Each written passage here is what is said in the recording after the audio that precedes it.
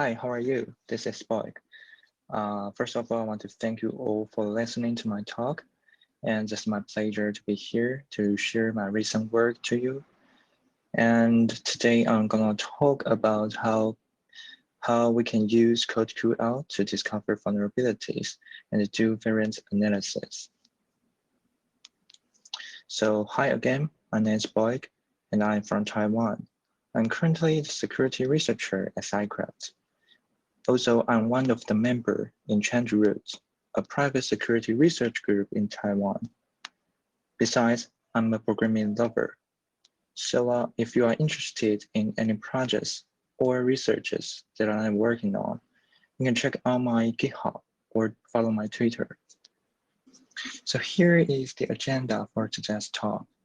At first, I will briefly introduce the background knowledge and the terminology of CodeQL, including some basic features and examples. Next, I will demonstrate how you can use CodeQL to discover vulnerabilities and to find things that you are interested in. It is also helpful to be used in SDLC. Later on, I will talk about a vulnerability that are successfully found using CodeQL. So this vulnerability has basically impacted several hundred websites. So I will give out some detailed explanation in this part. At last, there will be a conclusion to sum up today's talk. Okay, so let's get started. So the first part is, what is CodeQL? I believe that many of you have heard of this tool before, since it's commonly and widely used by many security researchers and many big brands such as GitHub, Intel, and Mozilla. This is a brief overview of how CodeQL handles both extraction and evaluations.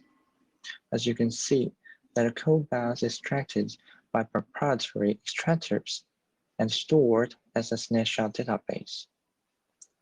And each database contains one, queryable data extracted from the code base for a single language in a particular point of time, which means that if a code base contains multiple languages, you can have a database for each language. And two, a copy of the code to show the query results on. So once we get the database, we can use pre-made queries developed by SAML or community. Or we can also write our custom queries and use them in many ways. So here's the query structure. So CodeQL syntax is very similar to the SQL language, and it's comprised of these main parts. The first one is import. So import, basically at the beginning of the query, you will use import to import extensive libraries that we are about to use in the following context. And then from. From is the place that we declare variables that we are holding our interested values for calculations, such as function, function code, variable access, variable, and expression. Then where, once we have defined CodeQL variables, we can then construct the predicates to be applied on them. Although this part is optional, it is also the core of the query. And finally, select. Under this clause, we set how the output is going to look. We can bind CodeQL variables and present them in different ways. And usually, we are put it in a table. So CodeQL has provided extensive libraries to let you write your custom queries to do variant analysis, including static analysis, data flow analysis, change analysis, and control flow graph analysis. So you don't have to worry about supported languages. CodeQL has provided many common languages support at the current time. Additionally, CodeQL is not the kind of tool that will help you automatically find the vulnerabilities for you. It is a tool that will help you simplify the process. You don't need to prepare the environment and the tools to do the analysis. which is really exalted if you had experience on it. CodeQL benefits you by providing well-organized extensive libraries to let you run your custom queries. So our first analysis is called static analysis. It is basically the very straightforward methodology for analysts to do this analysis. So it is very easy to use, and you can use it to find static things among the snapshot database. It is very fast and accurate to find flows that don't require complex requirements to meet. So it is better to use this way to find like hard-coded password strings, misuse of dangerous functions, and etc. So check out the examples here. On the left, we write a simple query to find all the occurrence of the function. Code executes. While on the right, we write another simple query to do the search for hard-coded password. So these queries are simple but very helpful if you are searching for like low-hanging fruits and it did return some results back. And this one is more complicated than before. So we extend the class from invoke expert, a predefined class in CodeQL to find all objects that are invocable, such as functions or constructors. So this extended class will try to find all occurrence of regular expressions that contains dot star. So why do we want this?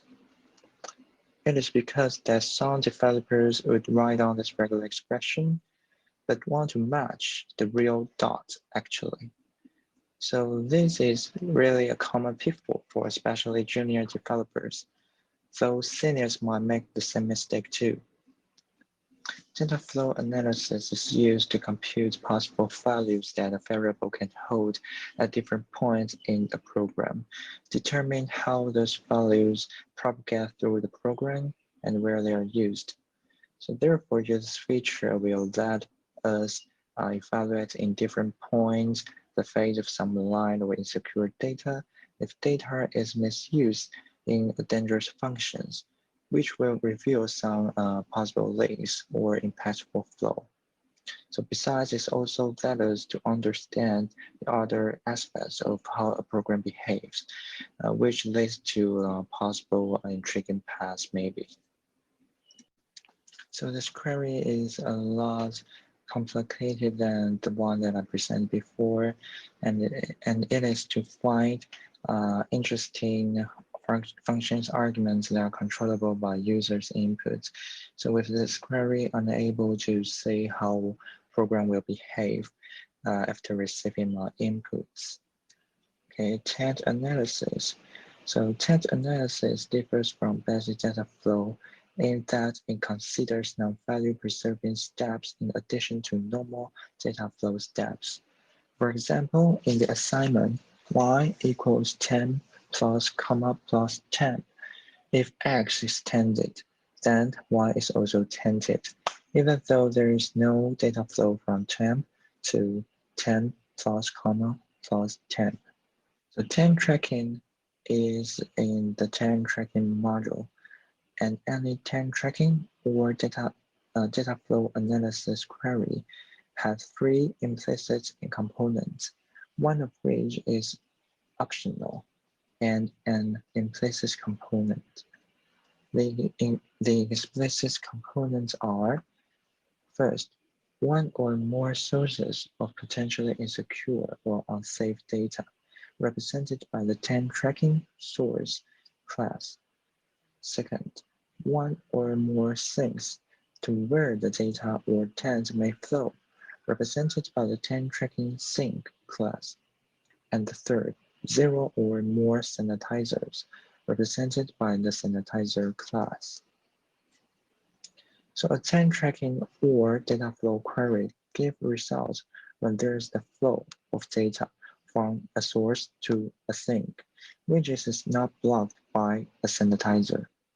So these three components are bound together using temp tracking configuration, The purpose of this configuration is to specify exactly which sources and things are relevant to the specific query. And the last one is control flow graph analysis. To be honest, I don't see many use cases about this, so I will just skip this one. But if you are interested, you can check out the CodeQL's page about the infos about the usage of this one. Now I will talk about practical usages of CodeQL. They are basically things that I do every day to help with my research. So my first trick is replicate CVEs to find new CVEs, which basically means that we can model threads to find them somewhere else. So why would we do this? It is because that some vulnerabilities were faced by vendors by just mitigating reporters' reported cases. And by replicating these vulnerabilities by modeling with CodeQL, it is possible to find the same flow through other cases. And be mindful that you have to write your query more generalized so as to find more the same loopholes in other repositories or other code bases. So this is what we call variance analysis, the process of using a non-vulnerability as a seed to find similar problems in other code bases. And there are many variance analysis reports on GitHub Security Lab. If any of you is interested, I personally recommend you take a look at them. Okay, so let's check out this one. So this report is actually grabbed from HackerOne. So it says key-based hostname validation regular expression. All right, so it's actually the regular expressions used in key-based extension. And look at these two regular expressions. Could you identify the vulnerability? Let me give you a few more seconds to think about it. So let's brainstorming.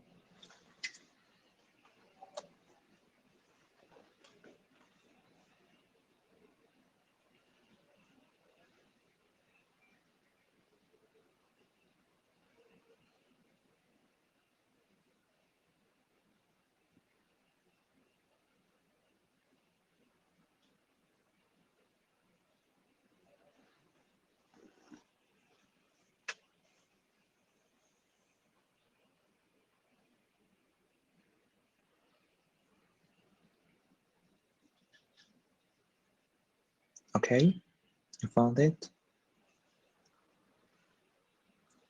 All right, so the issue stems from the fact that it used dots instead of the real dots in the two regular expressions.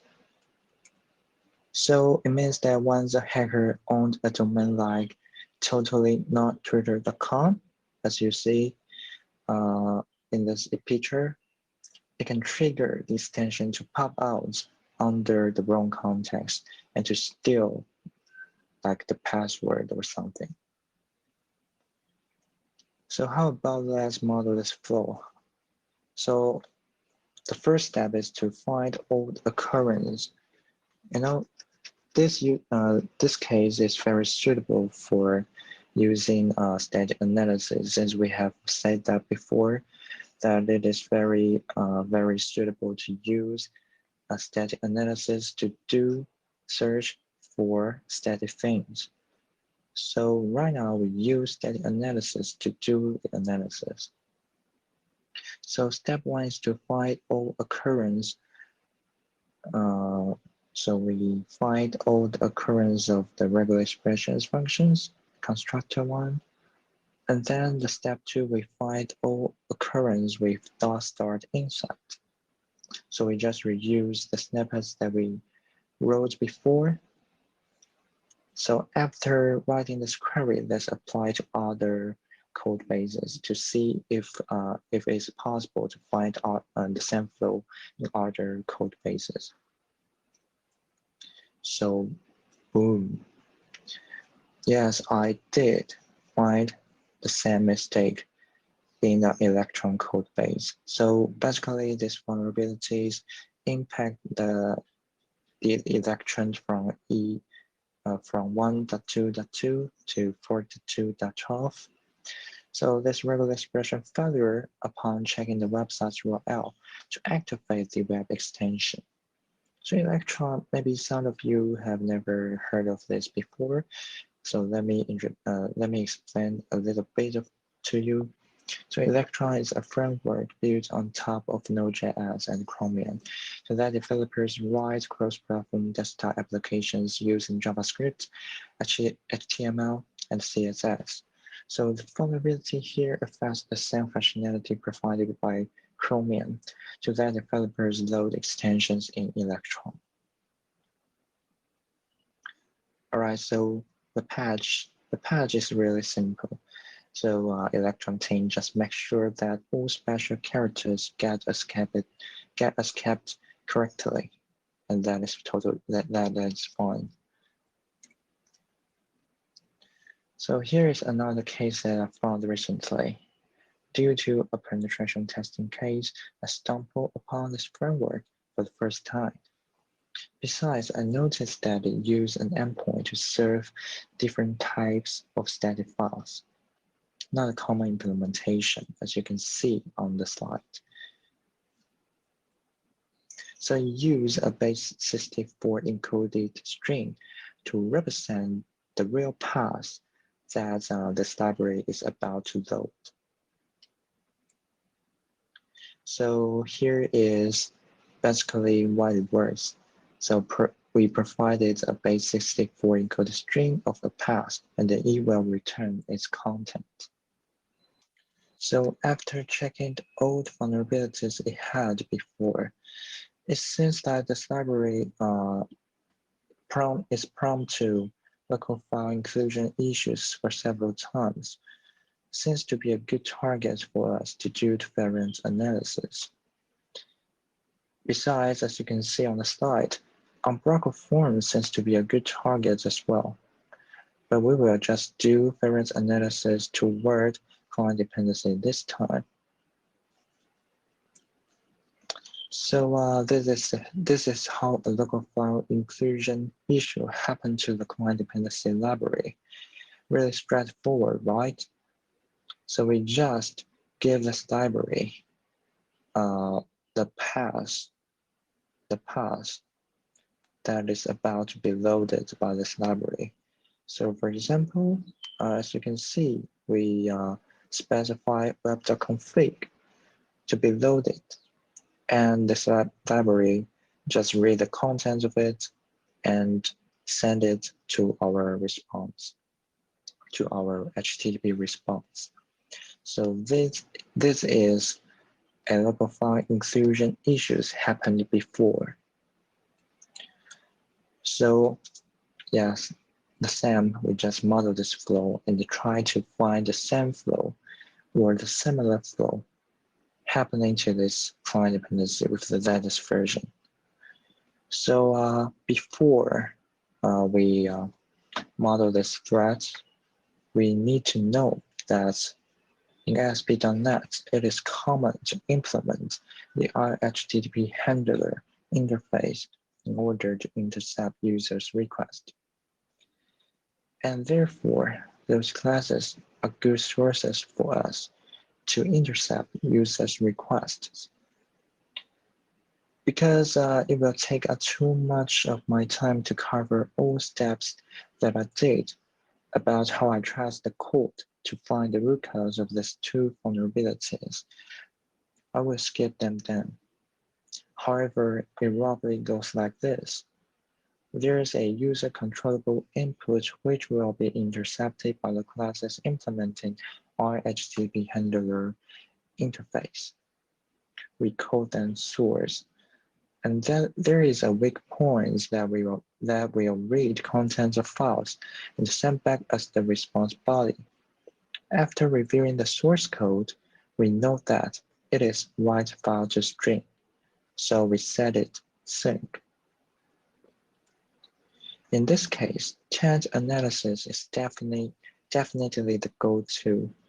After modeling with CodeQL to find those two old flaws, I could successfully discover a new one with the send CodeQL query with a slight modification. So the modification literally leads me to another possible bypass of its patch to those two vulnerabilities. So until this step, we successfully found a new local file inclusion issue within client dependency from 1.8.2.1 to 1.9.8. So let me show you some detailed query. So this one is source node. The left one is to find all methods that have the qualifying name starting with system.web.ihttp handler. And on the right-hand side, source nodes are set as their parameters. On your left, things are set as the functions we mentioned before, the culprits of the previous two flaws. And the right-hand side is our actual additional tangent steps. It looks very complicated, right? It is. It is hard to explain all this, but this requires a lot of efforts to read the source code and understand the root codes of the vulnerabilities, and figure out how under what situations should the nodes to be tainted. I want to state this one more time. Don't consider the CodeQL is a tool that will automatically find vulnerabilities for you. It needs to be trained and operated by professionals by nature in order to find bugs. Apart from finding bugs, we can also use CodeQL as a pattern finder. Let me show you. So because CodeQL cited as a semantic code analysis engine, it is naturally that you can use it to find something that you are targeting. So these are common methodologies that we use in our daily lives. Let's check them one by one. So the first one, grab strings regular expressions. We are all very familiar with this, right? Grab to find something statically, regular expression to find something with patterns. Although they're easy to use, they are pretty vulnerable to false alerts. It is because that this kind of searching isn't context aware.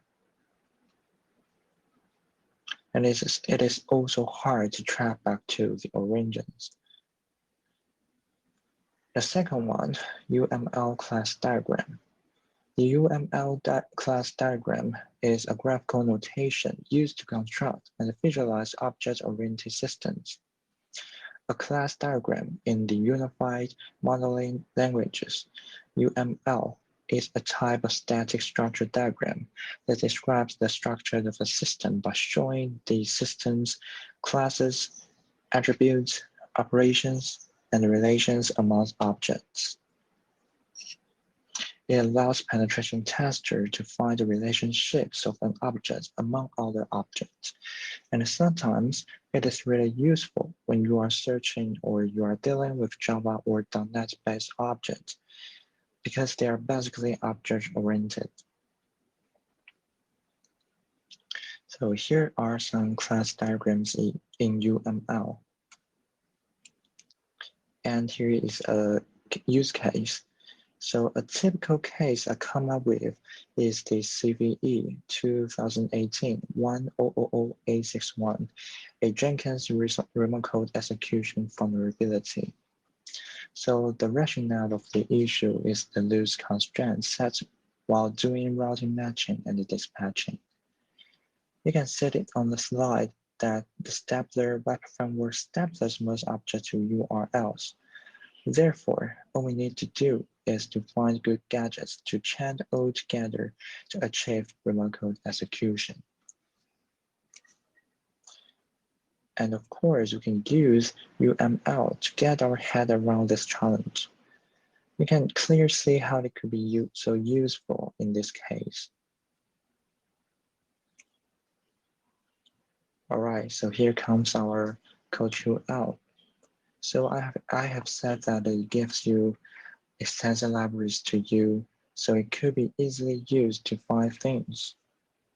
Besides, it gives you results based on context, and therefore, these results are accurate and meaningful.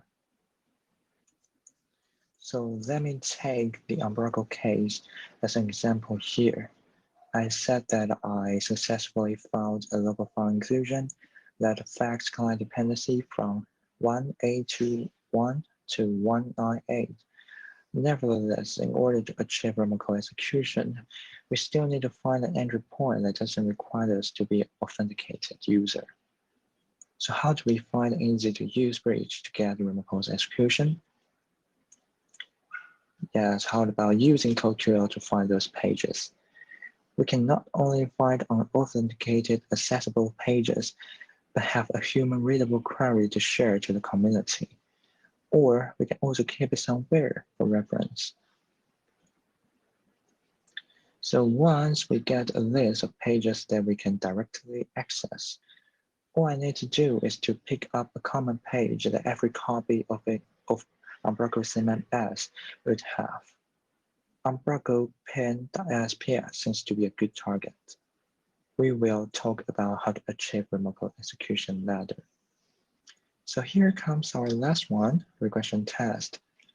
In this section, I want to talk about SSDLC and how you can apply CodeQL to your SDLC. So what is SSDLC? AKA S-SDLC is the initialization of secure software development lifecycle. Simply put, add security activity to the system development lifecycle, preferably in every phase of SDLC and formalized. If you have heard of DevSecOps before, it is actually part of it. So how could developers apply CodeQL to SDLC? Firstly, we can run simple queries to find hardware strings, sensitive data, API keys, or misuse dangerous functions, etc. Then we can gradually rewrite our existing unit test with CodeQL if possible. Or we could also just import LGTM sets of rules, especially the security one. Additionally, since CodeQL is a community-driven project, it is also possible to find others well-written queries from like public researches or public repositories. Following are some rules that are grabbed from the LGTM's official report. So this one is to check if there exists any client-side URL redirection in the code base. The LGTM team has used this intent analysis to track if a user-controllable input is possible to control to which the website will redirect. This is called open redirect vulnerability. And this one is to check if there exists any user-controllable inputs that will be read and parsed insecurely by a XML parser. So this often results in XSE injection, XML external entity injection. And this query is the outcome of a public research from Pentester doing a variance analysis against CVE 2018-16621. So this issue description said that a Java expression language injection vulnerability has been discovered in Nessus repository manager 3. He thought that is a good target for doing variance analysis, and he did find different kinds of variance EL injections at end. So the journey is fun, and you can learn from him by utilizing the CodeQL powerful libraries to circumvent a variety of limitations. So I highly recommend you take a look at it. And this one, utilize CodeQL to write a query that will find heap-based write buffer overflows caused by main copy. A sub-scion from CyberArk successfully discovered 7 new vulnerabilities in this popular open source framework, FFmpeg. Okay, so right now let's talk about the vulnerability that I found, the client dependency massacre. Because the vulnerability that I found actually affected the library used in Umbraco. Each and every installation of the CMS would possibly get affected, and the affected installations could be dated back to 2015. Do you know, even Microsoft used this Umbraco CMS for their forums like ASP forums or RS forums. In fact, there are so many websites using Umbraco. So let's recap this vulnerability. Once we get a list of pages that we can access without authentication, all I need to do is to pick up a common page that every copy of Umbraco would have. And Umbraco pin.spx seems to be a good target for us. But how do we get RCE?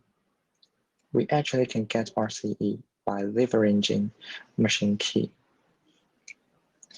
So first of all, do you know what is machine key?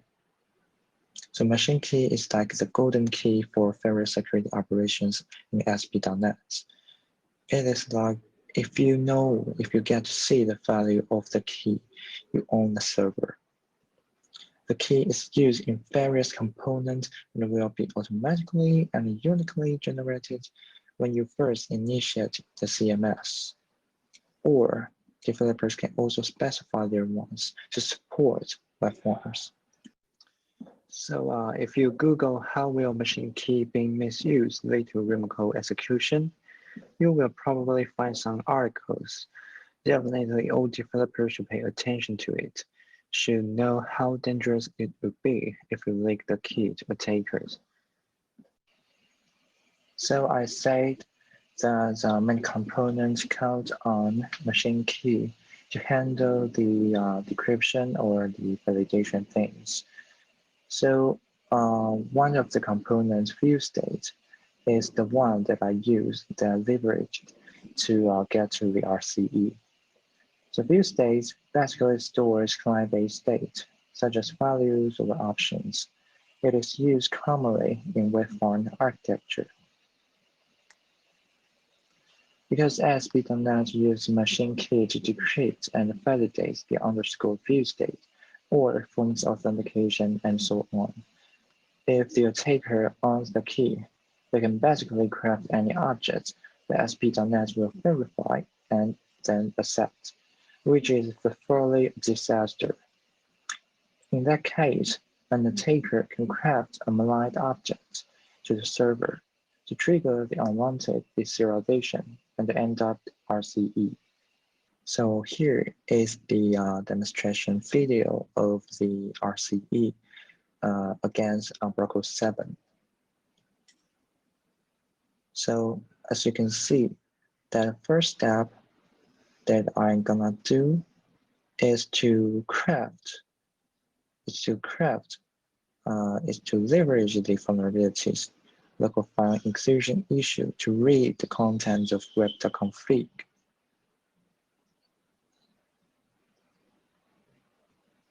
So after reading the content, then I will use the Serial.net to help me to prepare the exploit. And as you can see, that entry point is Umbraco ping.spx.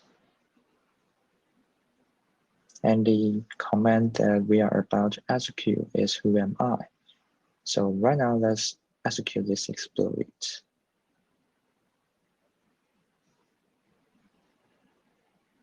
Okay, so you see that our output of the command has been printed out. Now we are moving to our last bullet point, conclusion. So I know your mind might just might have been overwhelmed with confusion if you do not have any experience using CodeQL before. But I hope that from now on, you will start using it and share your custom queries to the community. In the future, while CodeQL starts supporting more and more languages, it can cover a wider range of libraries and code bases, which means that we are able to cover more targets and do various analysis more and secure more projects. Besides, think of it, CV list is just a bunch of descriptions with no real things to replicate or prevention suggestions to follow in most cases. With CodeQL, however, we are able to model threats, model vulnerabilities, and make each of them generalized by the efforts of the whole community, which is neat. To sum up, CodeQL is a nice tool for finding semantic things, and I'm still learning it as well. So that is all my talk. Thank you all for listening, and I hope that you will learn something from my talk today. Besides, if you have any questions, please leave your questions on Discord channel. Thank you.